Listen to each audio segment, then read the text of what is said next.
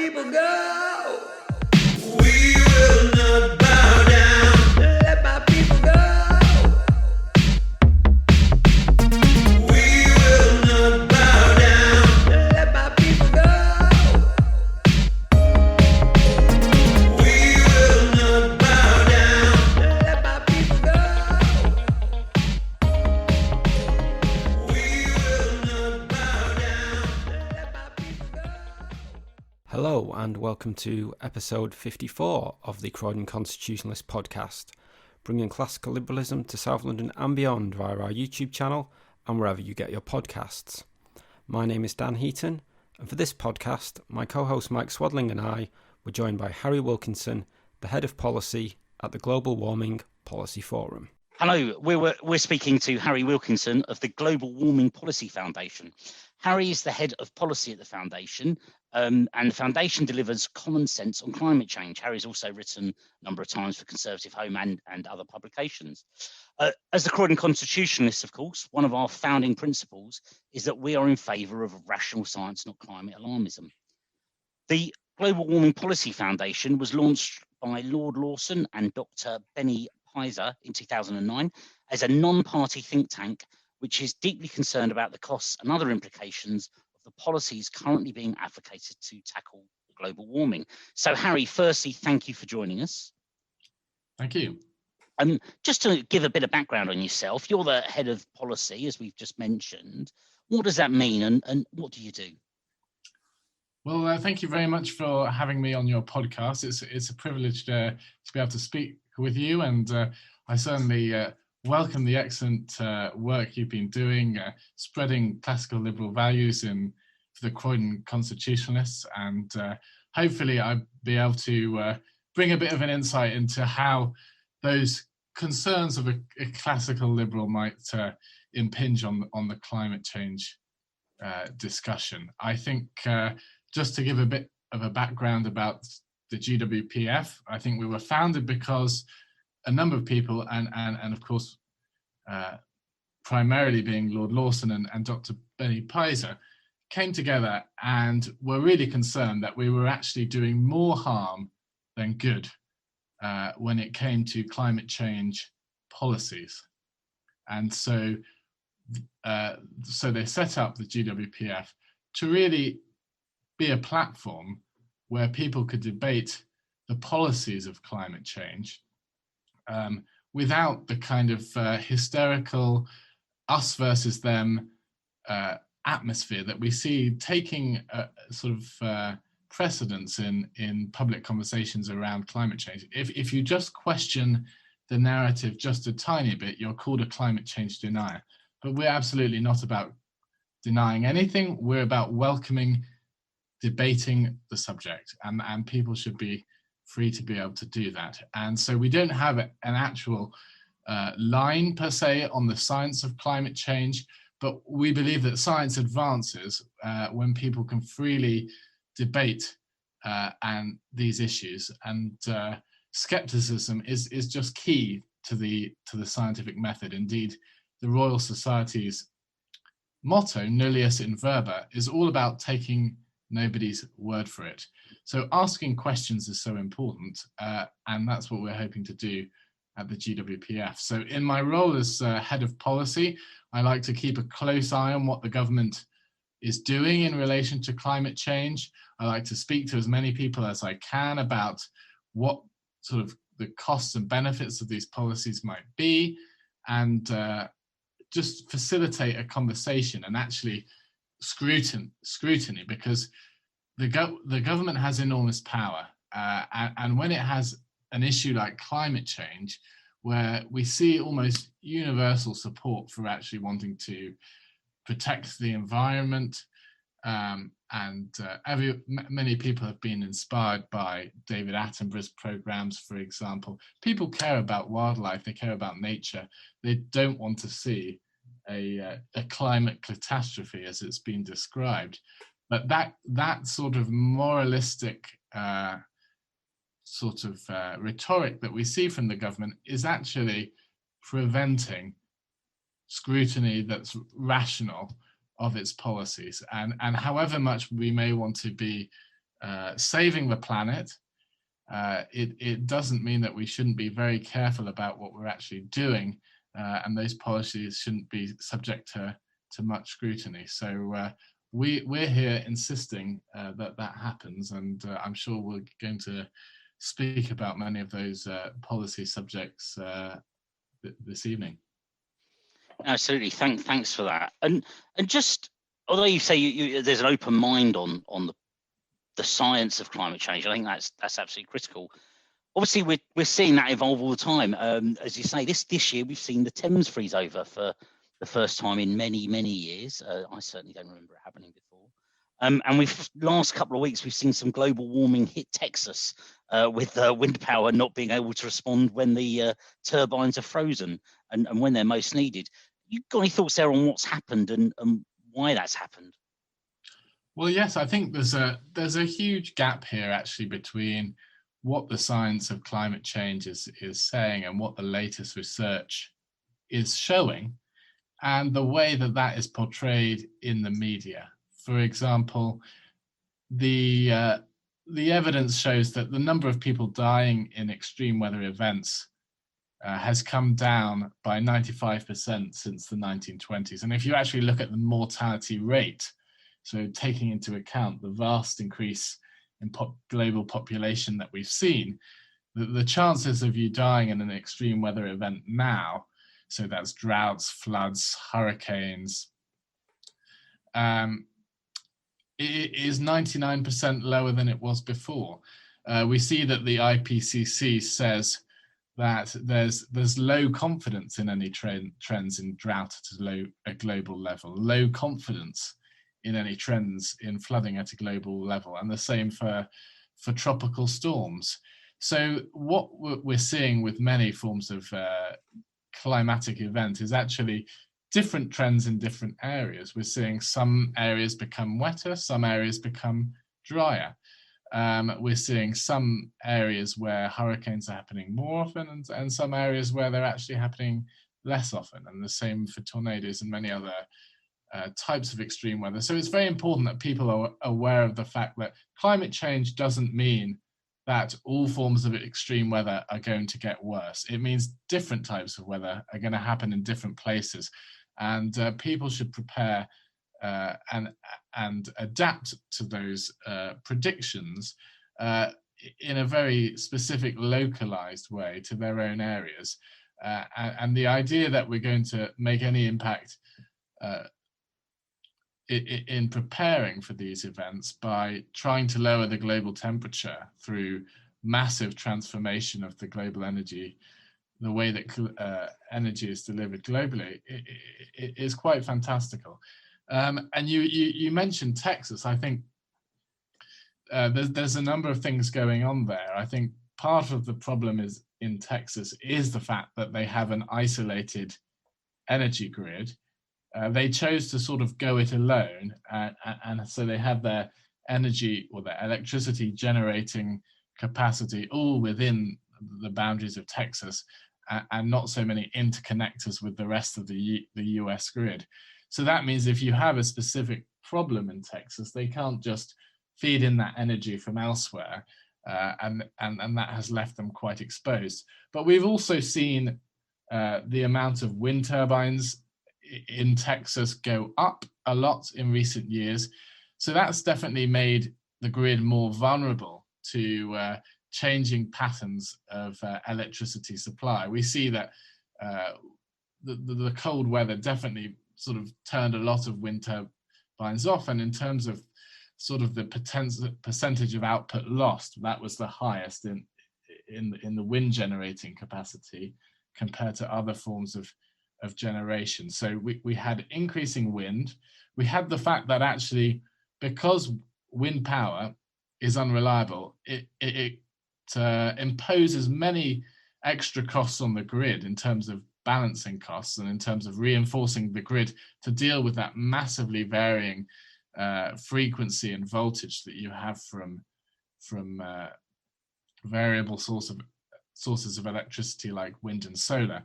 But it also because it's zero marginal cost, it undermines the economics of conventional power generation like gas and coal. So we saw some of those power plants close in recent years. So that's all contributed to actually a lower sort of margin in terms of electricity supply that's made Texas particularly vulnerable when this cold weather has struck. No, thank you. I know I happen to know quite a lot of people that live in Texas, and there is also this factor as well. You know, it's an unusual event for them, and not unheard of. I think so for the coldest weather for 100 and something years, which suggests 100 and something years ago they had equally cold weather. But it's an unusual event, and their houses just aren't set up for it. They don't have lagging on pipes. People just are genuinely shocked when the weather change when it becomes icy and snowy, and you know, it's not that happens here occasionally. We're generally shocked when it gets warm. You know, it's what you expect, isn't it? I did mention there about what the response is for some of these things, and working at a macro level. And we know here the UK government's announced it will slash greenhouse gas emissions by at least 68% for 2030, just 9 years away now, and also have no new petrol cars by the same year. What do you think the impact of this would be? And frankly, how does it even work? Well, I think the fact is the government hasn't really laid out very specifically what changes are going to have to happen, because the idea of reaching those levels of emissions reductions is clearly going to have massive consequences for people. I think you take driving, for example, we're going to see a ban in petrol and diesel vehicles, but we're already seeing a big drop-off in sales of motor cars at the present moment. So this is really a hammer blow for the industry at this time. And we see that this could be reflective of the fact that cars are becoming less affordable for people. So, and there's no question electric vehicles are much more expensive at the present moment. So from a government perspective, if you're talking about, and this is taking place, subsidizing electric vehicles, you're talking about giving very wealthy people who in many cases actually have additional vehicles, additional petrol vehicles, a grant to buy an expensive car that's going to put further pressure on the national grid, which is already under strain. So it's a sort of a wealth transfer from the general taxpayer to wealthy individuals. And I think we're going to see driving just become something that's less and less affordable for people.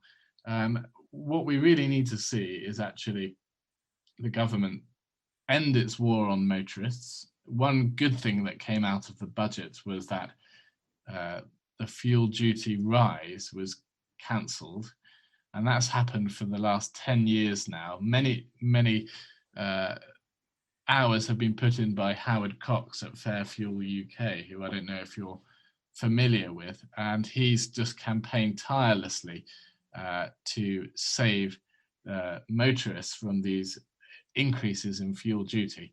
And the UK is nevertheless still one of the highest taxed.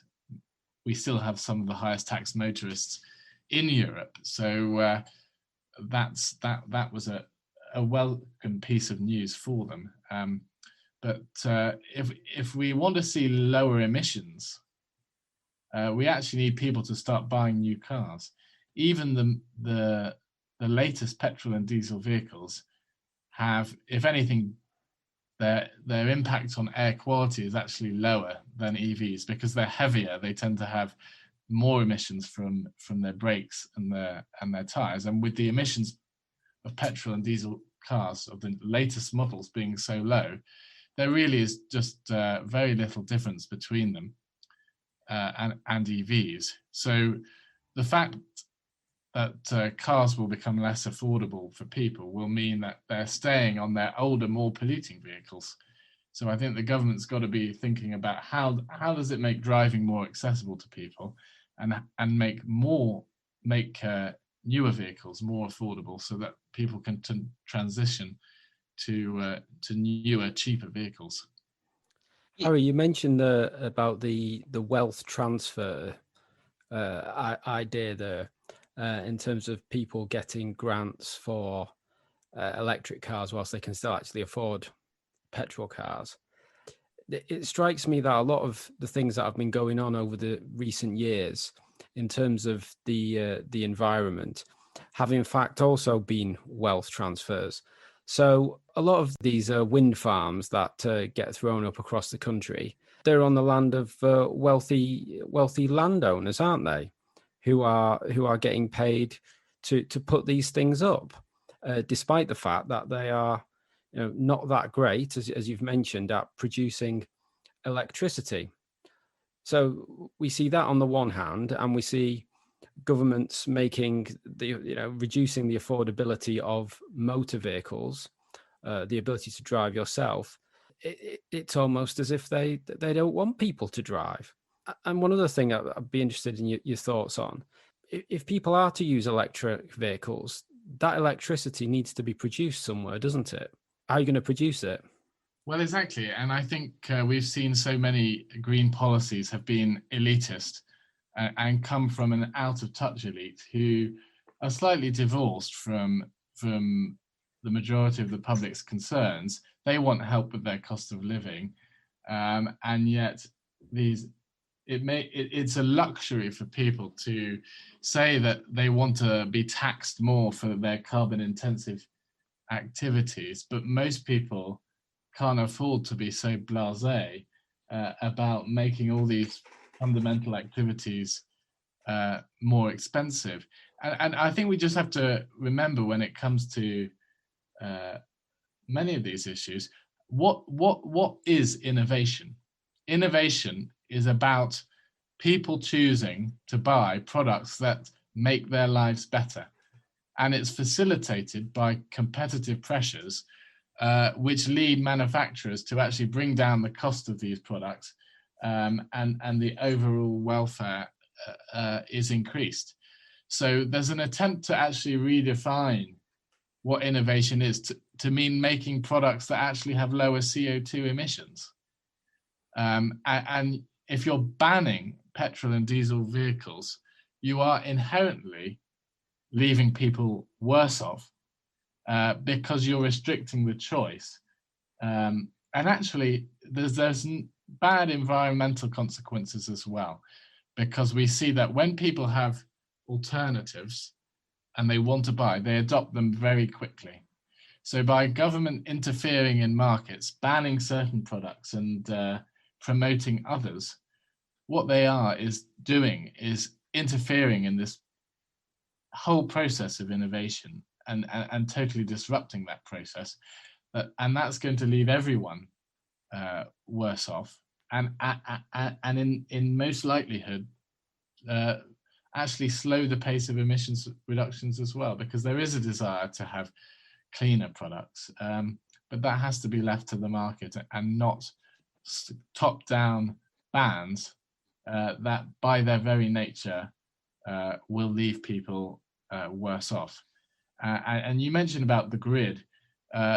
It's going to be an enormous challenge to meet this extra demand coming from transport, and also potentially coming from decarbonising heating as well, because the only energy technology that the government is permitting at the moment is new wind and solar. And we know that this is inherently variable, it's inherently unreliable. So you can keep building wind turbines, but that's all additional cost, because you still need that backup when the wind isn't blowing and the sun isn't shining. So it's more and more money down the drain, and actually we're not getting what we need, which is that reliable capacity that can actually meet all these rising pressures on the national grid.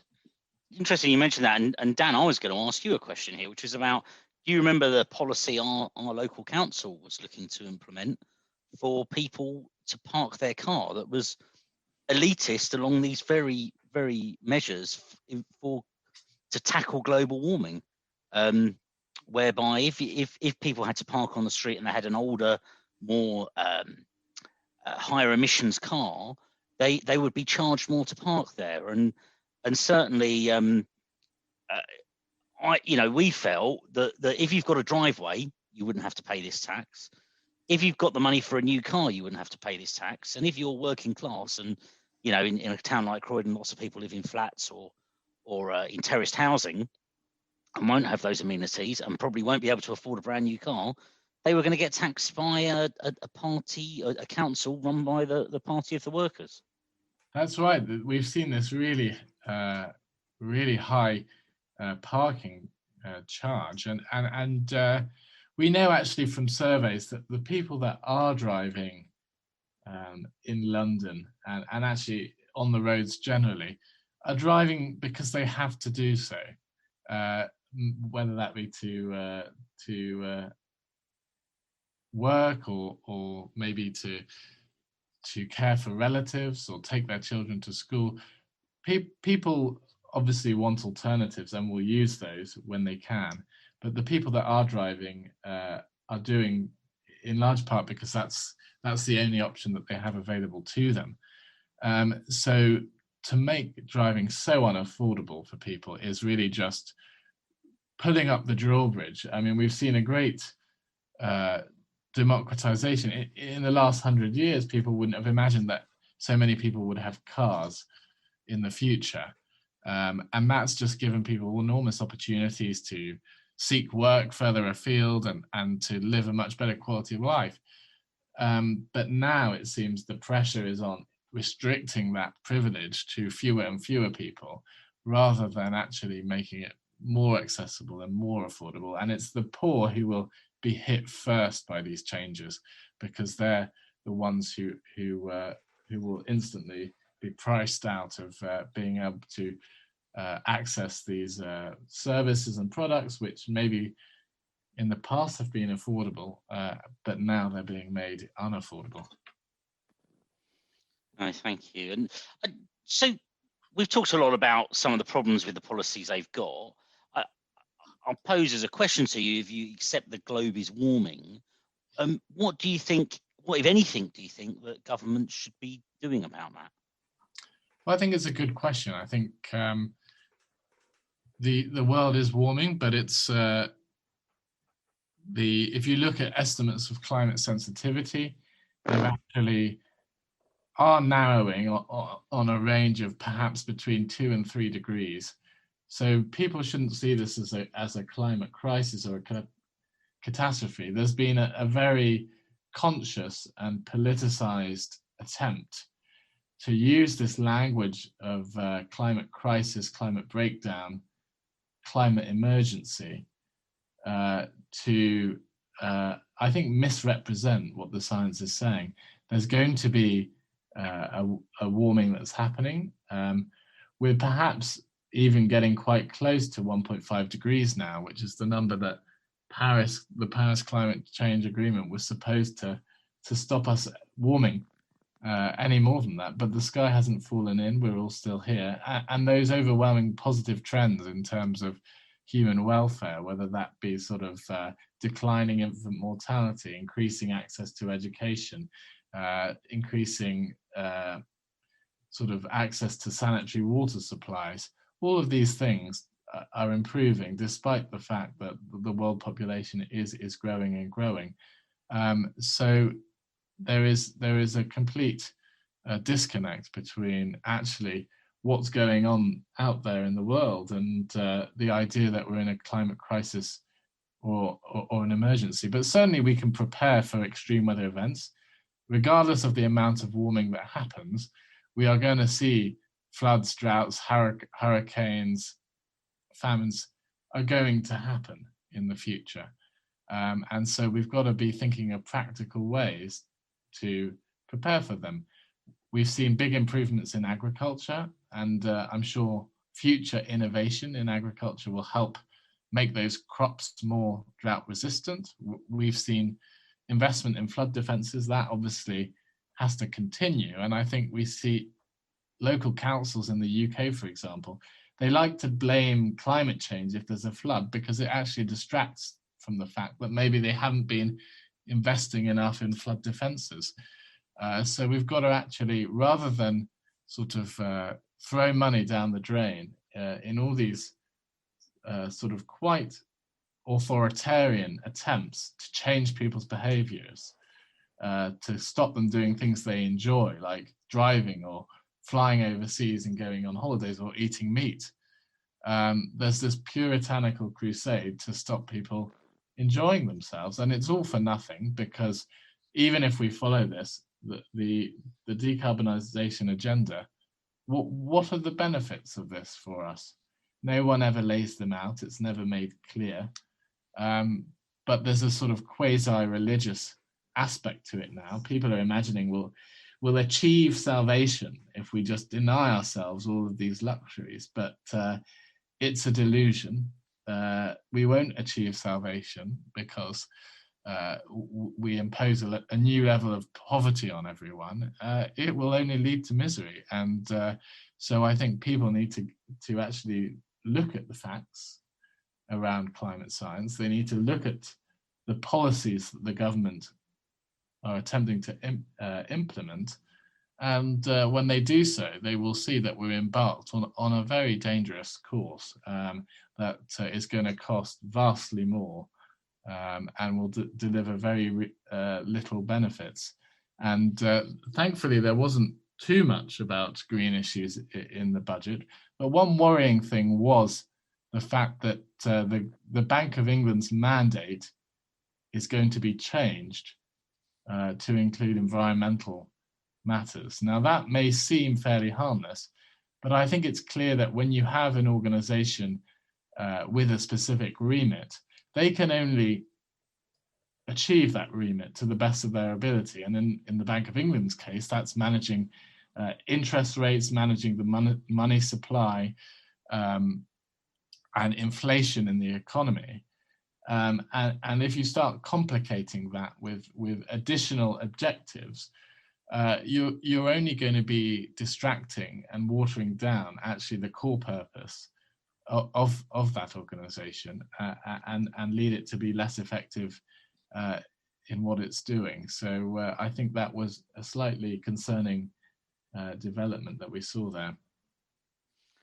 It's hard to think of a worse time for that, given we know we are probably hiding 1 million unemployed through furlough. Businesses, a huge number of businesses have already gone under, a huge more will go under. And the high street's dramatically changed. People that service those that work in offices that they may never return to will dramatically change. To the Bank of England, who has a critical fiscal role, taking its eye off the ball, it really is hard to think of a worst possible time to take such action. That's right, and the public finances are under pressure like never before. The pandemic has led to huge borrowing, and I think what most people will be expecting is that the government's focus should be solely on rebooting the economy, making sure people have access to high-skilled, high-paid jobs. Again, we see with the government's idea of a green industrial revolution. Well, industrial revolutions don't come because they've been imposed above from governments. The idea of a green industrial revolution is a total absurdity. And if the objective, and it seems to be, is to create all these jobs, to create this economic boost, by giving it an additional green objective, then you're only distracting from following the sort of optimal path. Because if an investment in a road, for example, is going to deliver a lot of growth, and in many cases investments in roads, for example, do lead to increased growth, are you going to say, well, we won't have this road improvement, we won't have this new road because it will lead to higher CO2 emissions. And it doesn't take, it's not very difficult to come up with a million of these examples where actually there is a trade-off between do you want to reduce emissions or do you want a growing economy? And if you create this environmental, and I say it's environmental, it's not even environmental. It's about looking at CO2 alone and imagining that that's the only environmental consideration, when of course it isn't. But if we have this CO2 obsession, whenever we're thinking about what investments are going to benefit people, then we're going to avoid a huge number of actions that would actually be beneficial, because we're sacrificing that growth, that increase in welfare, those jobs at the green altar. And I would beg the government not to do that, and actually to put people's livelihoods and their welfare in front of that quasi-religious crusade to reduce CO2 emissions. And we look at what are the great pressures on wildlife, for example. It's habitat loss, invasive species. There's a whole range of ways that we can improve environmental sustainability without having to be completely obsessed with CO2. And indeed, in many cases, it's a distraction from actually more meaningful actions that will benefit species. Take, for example, biofuels, where we've been cutting down the rainforest and burning bioethanol in a mix with our petrol, for example, and in aviation fuel. And how can that be good? How can burning down the rainforest be good for the environment, or cutting down forests and in North America and using that wood in Drax Power Station, which is another thing we're doing, while pretending it has zero CO2 emissions when it actually has higher CO2 emissions than coal, while also using all this unnecessary wood in one of our power stations. So I just think there's so many ways we can help the environment, and in many cases efforts to reduce CO2 emissions are actually harming the environment. They're not helping it.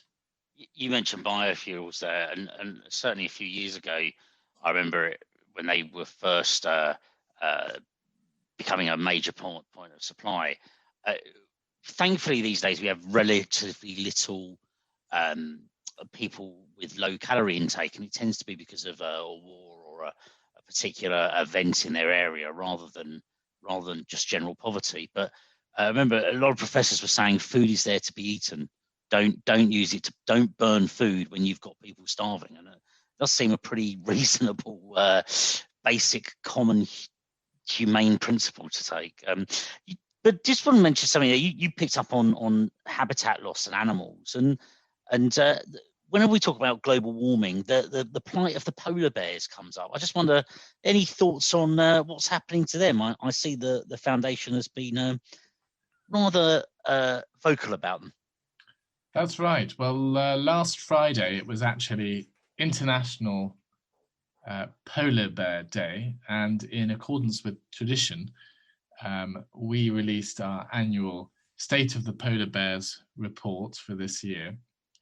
And I think what it shows is that actually, taking into account the latest estimates of polar bear populations, the total estimate for the number of polar bears is now as high as 30,000, and this is an increase on previous estimates, and it's also part of a story which goes back some time now. I mean, in the mid-20th century, you still had significant hunting of polar bears, and that really was largely eradicated, that practice. And since then, it seems that the populations of polar bears have stabilized and increased quite considerably. But unfortunately, we're still seeing some bizarre censorship from Facebook, for example, if you point out that the polar bears are actually doing quite well. They say that overall polar bear populations are declining because of global warming, but they're actually referring to the IUCN Red List from 2015, whereas there have been many revised and new assessments of polar bear subpopulations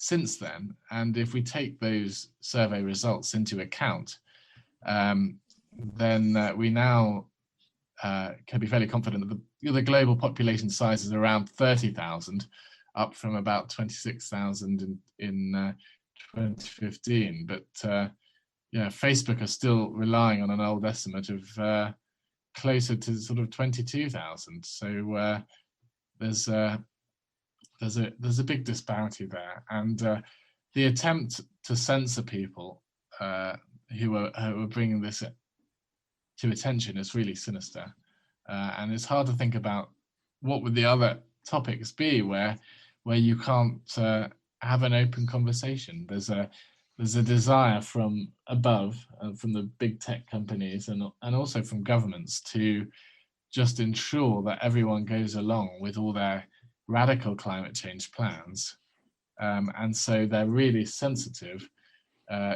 to anyone challenging this narrative.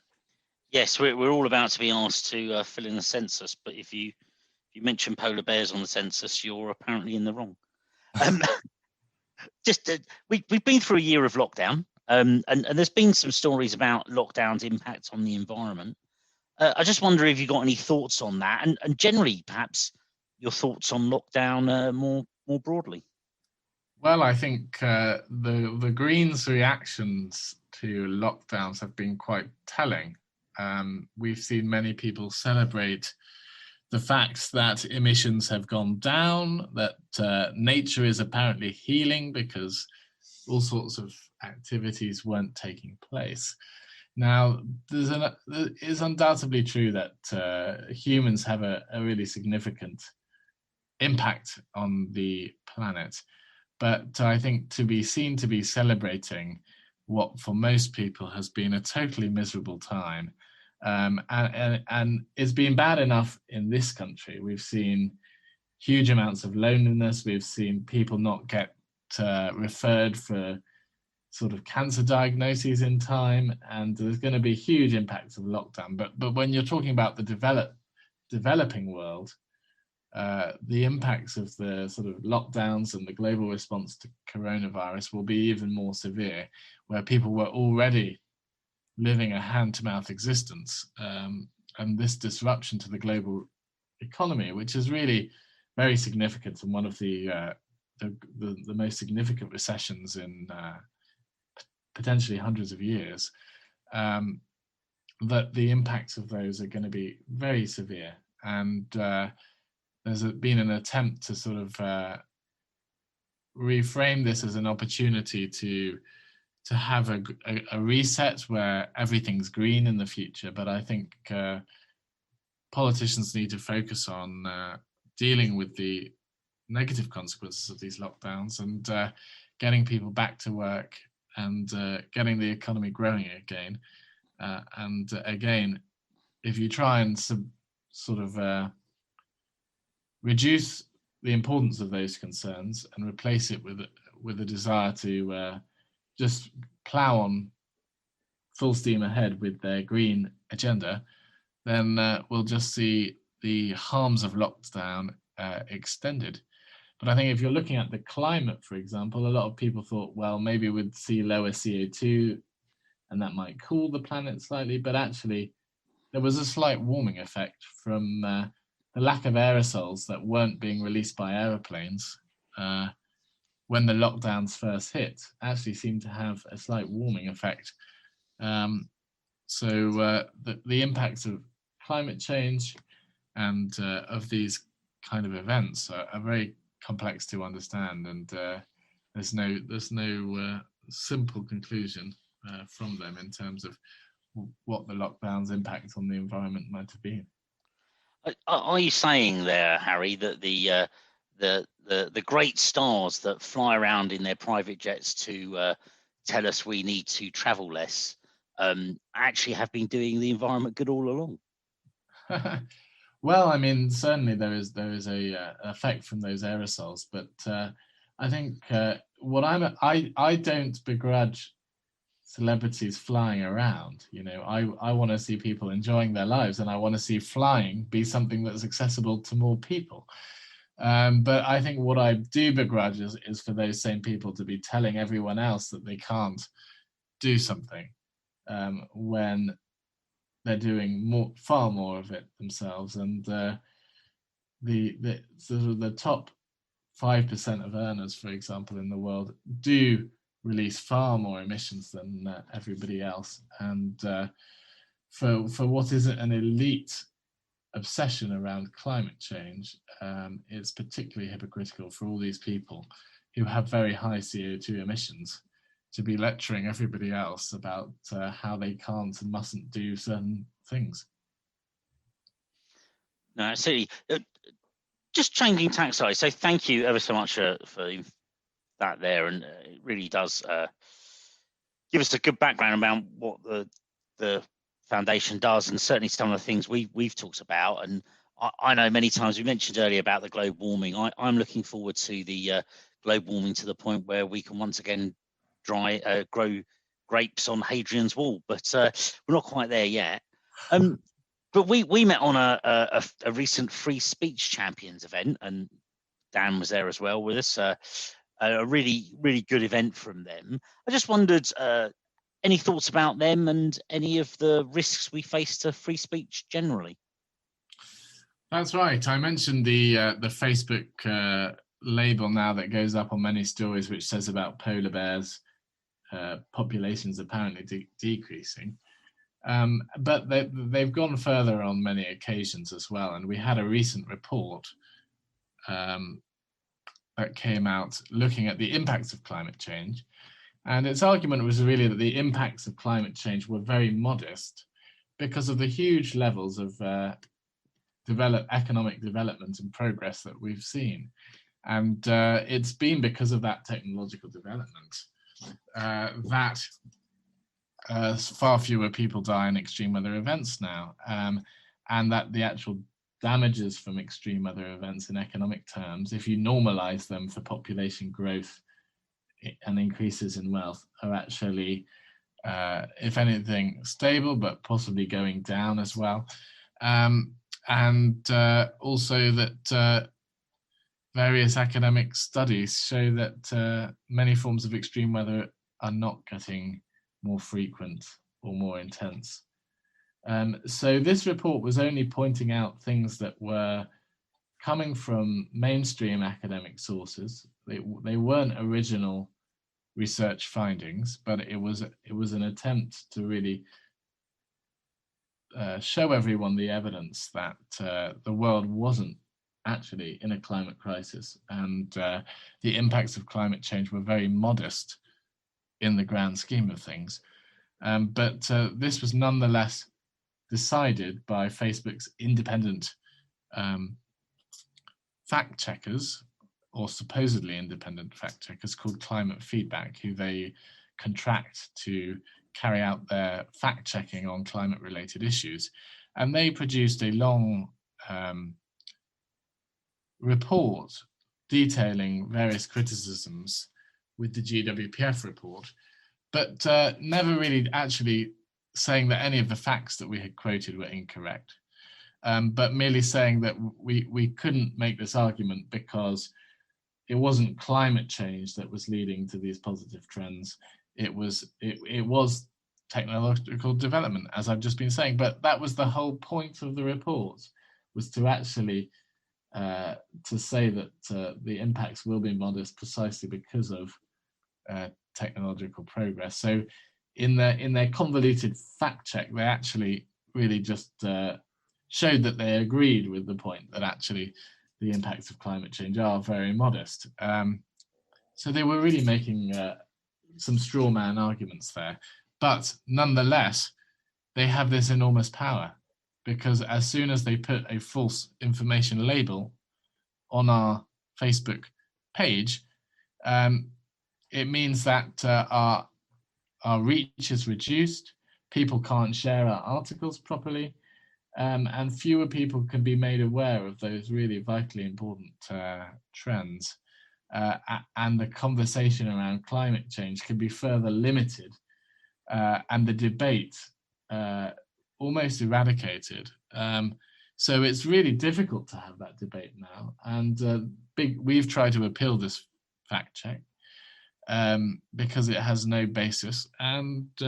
But all we can do, the only avenue we've been given, is to actually go back to Climate Feedback, who clearly don't like our organization anyway.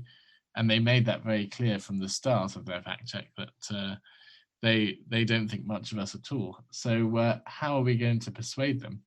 And they have this arbitrary power to censor what we do. So it's a very worrying situation. And it's just one example of many examples. And if you look at the UK media today, we're seeing huge policies around climate change that will really affect people's lives dramatically, that they won't have gas boilers in the future, that they won't have petrol cars, that maybe they should control their meat consumption. All of these things will be necessary if net zero is to be achieved, and net zero is the government's policy. And yet, where on the BBC or ITV or Sky, or in the broadsheet newspapers or in the tabloid newspapers, do you actually see these policies being questioned or debated? Pretty much nowhere. So civil society is failing to really scrutinize these policies. They're taking them all as given from a wrong idea about the idea that we're in a climate catastrophe. And it's a very concerning situation that we're in. Very, very much so. Although it does give me an idea, and Dan, I hope you're ready to help out on this. That we write a book about polar bears in the hope that we can get banned from Facebook and claim some publicity off of being part of the cancelled culture. I can see a children's picture book and a whole line of cuddly toy merchandise. We're all over it. So Harry, been fantastic speaking to you. Thanks ever so much for what you've said. Any thoughts, any passing thoughts you want to leave anyone with before we all go off to jet off and tuck into a steak? Well, thank you very much. It's been a real privilege to talk to you. And I think the last thing I would say to people is don't take my word for anything I've said